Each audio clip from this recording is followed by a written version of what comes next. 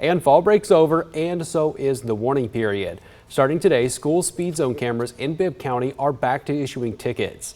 The new cameras went live this fall at Northwoods Academy, plus Bruce, Porter, Lewis, and Martin Luther King Jr. elementaries. The cameras only run during school hours when the lights are flashing. Happening right now, President Trump and other world leaders are signing a peace agreement in the Middle East to celebrate that peace that has put a stop to the fighting in the war in Gaza and brought home the Israeli hostages. Natalie Brand has the latest on that deal and the president's involvement in the agreement from the White House.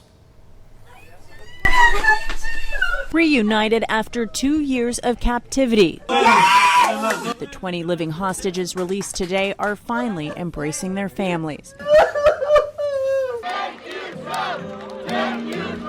Cheers erupted in Hostage Square in Tel Aviv as crowds gathered to watch coverage of the hostages' return and President Trump's speech before Israel's parliament. This is not only the end of a war, this is the end of an age of terror and death and the beginning of the age of faith and hope and of God. President Trump, who helped broker phase 1 of the ceasefire deal, used the address to lay out his hopes for lasting peace in the Middle East and the future of Gaza. The total focus of Gazans must be on restoring the fundamentals of stability, safety, dignity, and economic development so they can finally have the better life that their children really do deserve after all these decades of horror. As part of the truce, Israel is releasing nearly 2,000 Palestinian prisoners, some of whom were greeted by throngs of people in the West Bank and Gaza.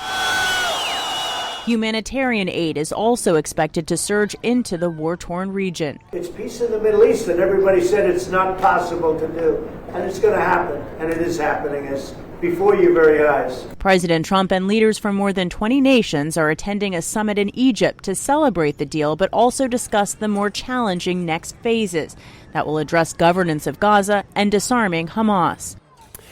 The president just signed that peace agreement just minutes ago. Neither Israel or Hamas sent representatives to Egypt.